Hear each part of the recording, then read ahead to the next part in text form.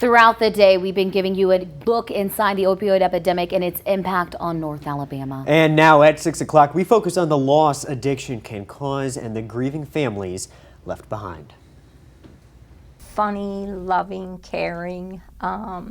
He had a goofiness about him. Denise Spiller is one proud mom. He played soccer from 5 years old till 15. He is Austin, Denise's son, born in 1992 in Wisconsin.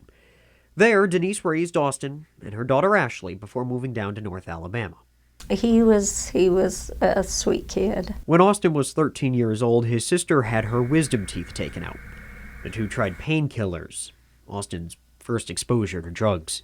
Now, he was very young at that time, so I don't know that it began his addiction, but the taste for it started that young. A veteran, Denise would often have to leave her kids, serving her country overseas. Felt like my deployment to Iraq right before he turned 16 led him to even start dealing with that. When Denise got back to the States in 2008, Austin admitted to trying morphine for the first time.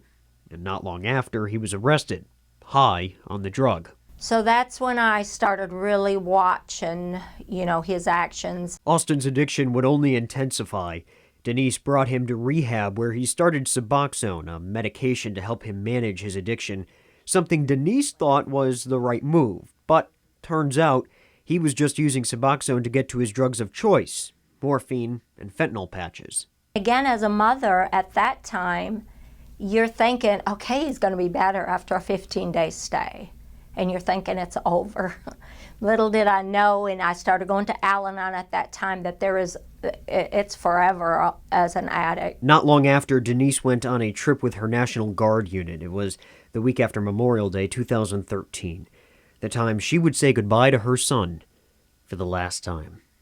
I couldn't get in touch with him. Kept calling him, called my daughter. It's very common during that year to call my daughter and say, hey, go check on him. I can't get in touch with them. We'd find them passed out or whatever. Well, that was the time when, she found him. Austin died June 8th, 2013, leaving behind a grieving family. Now, Denise uses Austin's death to help others by volunteering at local organizations to try and keep other families from feeling that same pain. God chose me for a reason.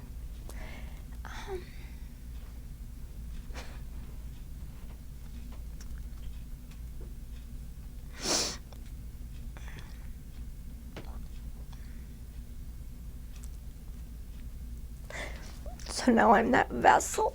Gotta be that vessel to reach others.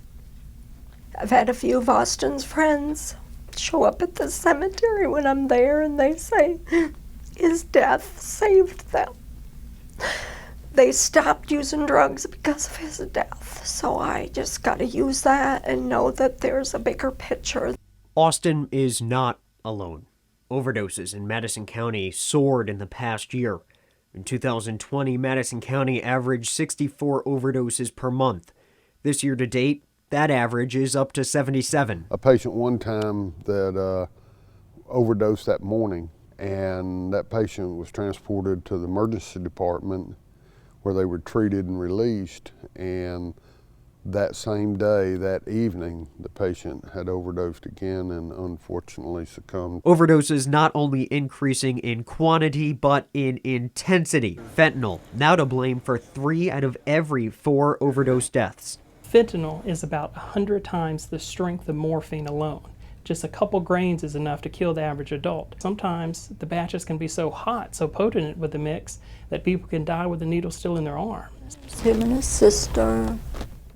Denise's daughter told her Austin had bought 2 fentanyl patches right before his death. He knew what he was dealing with. It was a patch for cancer patients, and he actually ingested it. So he took a piece of that patch, chewed on it, and they go into cardiac arrest. North Alabama's drug of choice and how it's used is always changing, but the need to help addicts will always be there.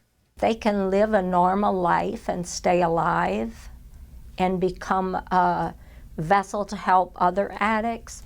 I think that, look at it different. Been 8 years since Austin died. Denise now spends her free time advocating for addicts all across North Alabama and wishes her son was here to see his niece grow up.